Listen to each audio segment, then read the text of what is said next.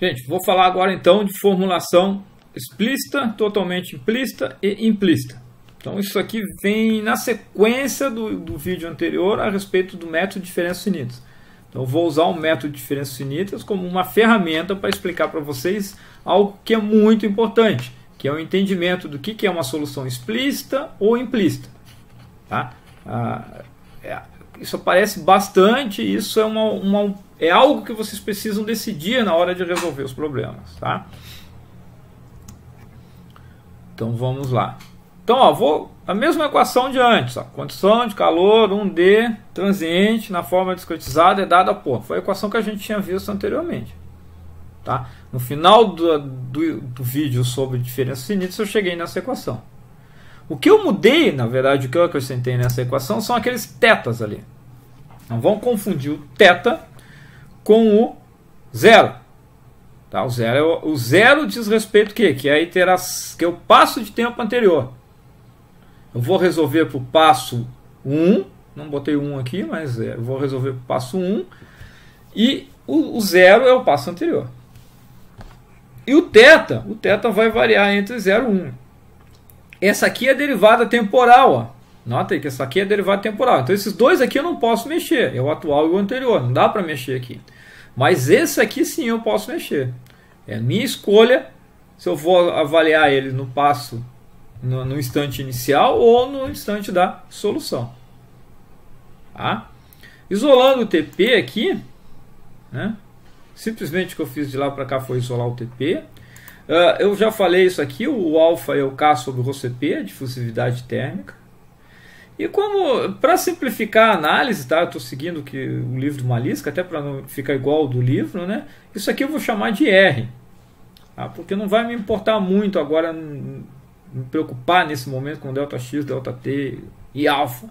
Então eu vou chamar todo mundo aqui de R. Então eu reescrevo a equação dessa forma aqui, ó.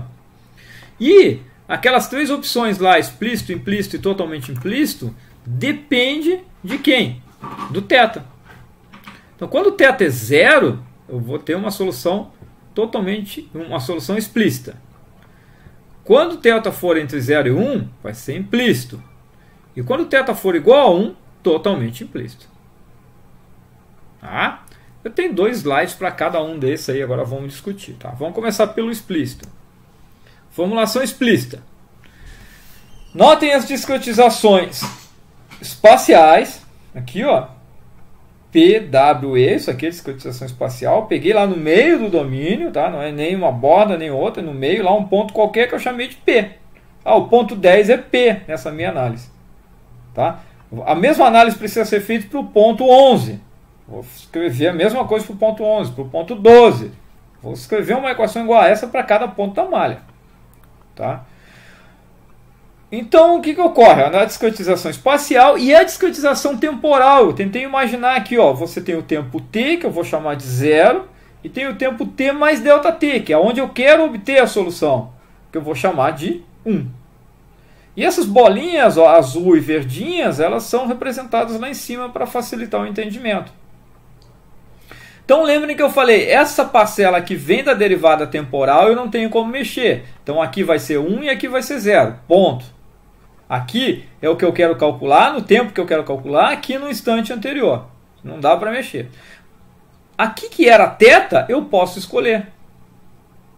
Então eu vou escolher na solução explícita que isso aqui seja 0.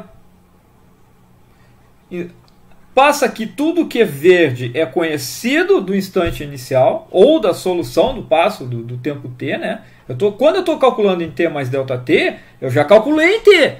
Então tudo que é verdinho é conhecido. O que eu não conheço é o azul. Então não tem que dar para isolar o TP ali. Tá? Então, ó, formulação explícita.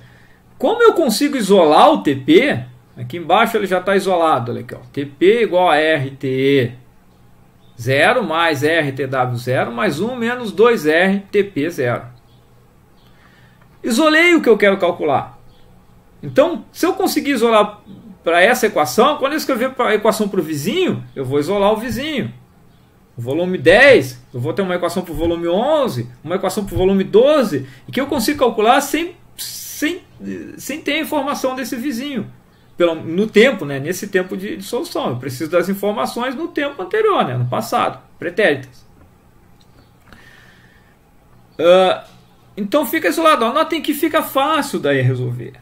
A formulação explícita é a mais fácil, inclusive, de programar e coisa e tal. Ela é bem simples. Porque tu tem um conjunto de equações. Não precisa nem lá do Gauss-Seidel, do Gauss-Jacob, não precisa de nada. É só equacionar e resolver. Para cada ponto, tu calcula a temperatura. A ideia é que na aula eu vou fazer o exemplo, tá? Aqui eu só vou mostrar as coisas. Bom, mas como dizia o saudoso Murrice, nada é de graça na vida, né? Tem um custo. A simplicidade tem um custo. E o custo está associado aqui, ó, com esse carinha aqui, ó, que multiplica o TP0. Se esse cara for negativo, tu não vai conseguir uma solução. Tá? A solução vai divergir ou vai dar muito errada. Então esse termo aqui tem que ser positivo. E para ele ser positivo, aí eu tenho que respeitar. Ó, notem que para ele ser positivo, esse termo aqui envolve, ó, alfa, delta t e delta x. Então esse carinha aqui envolve a discretização espacial e temporal. Normalmente a gente tem uma equação, uma discretização espacial e ajusta a discretização temporal para garantir que eu consiga a solução. Eu vou diminuir o ΔT o quanto for necessário até eu conseguir a minha solução. Tá? Esse é o custo da solução explícita. Assim, ó, é relativamente... Dá para ver bem claro isso aqui no caso unidimensional. Inclusive tem toda uma teoria que você consegue provar isso que eu estou falando para vocês a respeito desse termo de ser positivo. Tá? Não vou entrar no mérito, mas dá para provar isso. De uma maneira geral, que é um sentimento físico, a gente tem que manter os coeficientes positivos. Se eu mantiver os coeficientes positivos, eu vou ter grandes chances, uma oportunidade boa de conseguir a solução que eu quero. Por que isso? Os problemas que a gente resolve, eles têm uma certa inércia, né? Uma inércia térmica no caso aqui. Então o que acontece? É improvável que isso aqui... Bom, não, até pode acontecer, ó, mas se eu tenho aqui ó, 50, 50 e 80. Se no caso, na próxima condição eu vou ter 20 aqui, baixou muito, se baixou do centro, esses dois aqui também vão baixar. Não tem como esses dois subirem, né, com essas duas temperaturas subirem, e a do centro baixar. Salvo um caso muito particular, que tu está numa região de um gradiente muito complexo e coisa e tal, mas no geral não é isso que acontece. Então, se a temperatura 80 aqui baixou para baixo de 20, isso aqui não vai acontecer. Esses caras aqui vão estar mais baixos também. Provavelmente vão estar mais baixos. Então, matematicamente, para mim garantir essa consistência, o que ocorre? Eu tenho que manter esses coeficientes todos positivos. Mantendo os coeficientes positivos, eu consigo manter essa consistência física da discretização. Então, quando o problema for tridimensional, algo que não é tão simples de analisar, a nossa preocupação vai ser, eu vou voltar nisso no futuro, em manter todos esses coeficientes. Não só esse aqui, mas manter todo mundo positivo. É a positividade dos coeficientes. Se vocês bugarem por isso, vocês vão achar aí na literatura. Essa é a formulação explícita. Simples, mas tem um custo. O custo é aqui, ó, é o ΔT. Às vezes o ΔT tem que ser bem pequeno para que a solução seja possível. E aí eu tenho que resolver várias vezes. Não é um sistema de equações, mas eu acabo resolvendo várias vezes um conjunto de equações. Formulação totalmente implícita. É o outro extremo. É quando, ó, repetindo, ó, o azulzinho do lado de cá eu não tenho escolha. É o 1 e 0 e ponto, porque vem da derivada temporal. Aqui eu consigo escolher, que é o θ. Eu posso escolher que ele seja 1.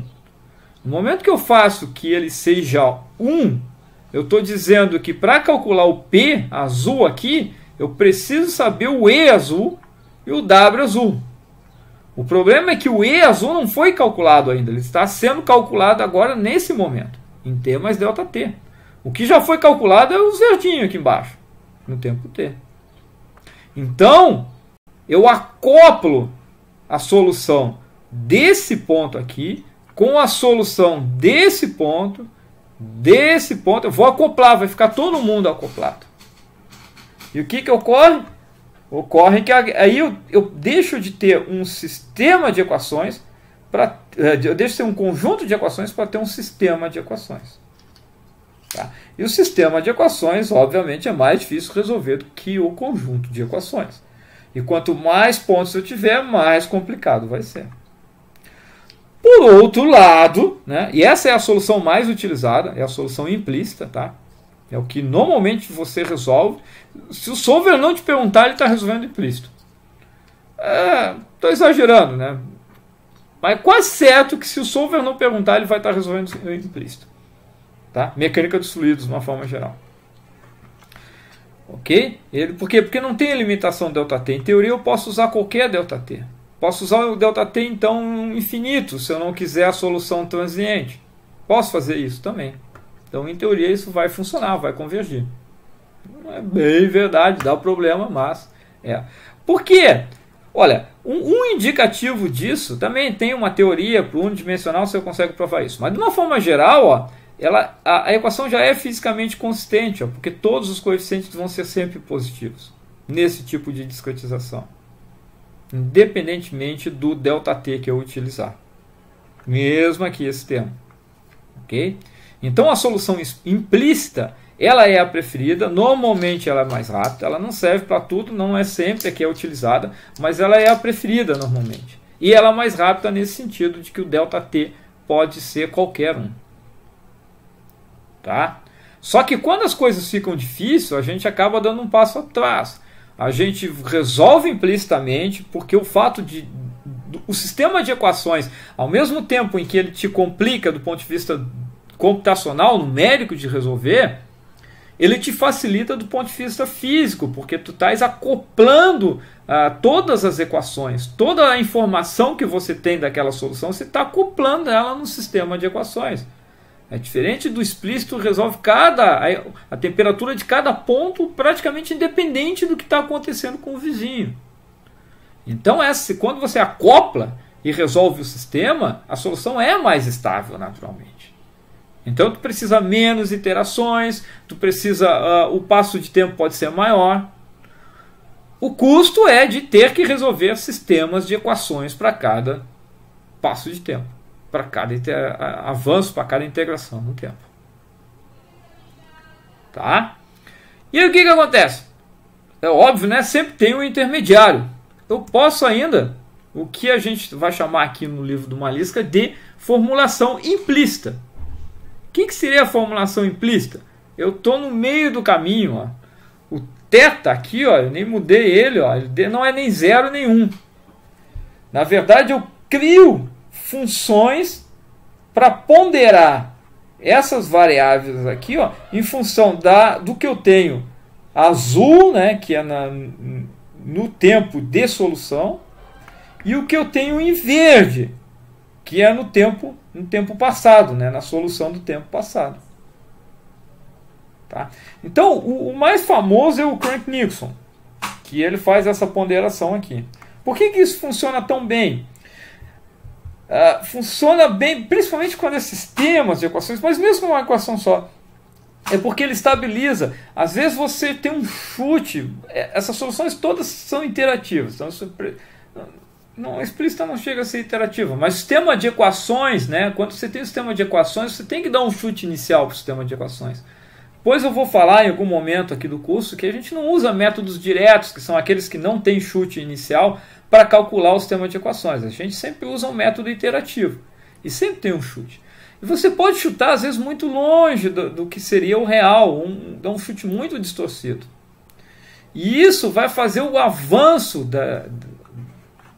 o avanço que eu digo assim, a convergência, né, começa a acontecer que para alguns pontos da malha você calcula um valor que variou muito em relação àquilo que você chutou, porque o valor dele é muito diferente daquilo que você chutou. E aí a tua solução tende a acelerar muito. A tua convergência começa a ser muito rápida e explode. Tá? O quanto que alguns pontos avançam muito rápidos, outros não conseguem avançar tão rápidos, e aí você acaba explodindo. O que se faz? Você pondera. Nesse. Então vamos dizer ó, que eu tenha chutado todo mundo zero. Tá? Quando eu for resolver isso aqui, eu vou chutar o chute inicial, todo mundo é zero. Sistema de equações. Mas as temperaturas são da casa de 200 graus. Então eu vou ponderar, ó. Então eu vou iterar aos pouquinhos, né? Um método iterativo, a solução do sistema de equações. Então, em vez de calcular temperaturas lá perto de 180, 190, não, eu vou ponderar. Eu calculei, ó, o TP, eu chutei 0, calculei 180. Não, mas vamos ponderar, ele subiu muito rápido. Vamos ponderar com o que eu tinha antes, ele era 0. Bom, se ele era 0, eu calculei 180 aqui, vamos botar o θ 0,5. Então vai ser, eu vou dividir por 2 isso na prática, né? Então, em vez de ser 180, vamos usar 90 aqui na próxima iteração. Ou seja, eu estou controlando a velocidade com que eu avanço a minha solução. Eu estou atrasando a minha solução para garantir que eu consiga obter essa solução. Tá? Esses são os chamados de métodos implícitos. É a formulação implícita. Na prática, o que se vê na literatura, totalmente implícito e implícito é a mesma coisa.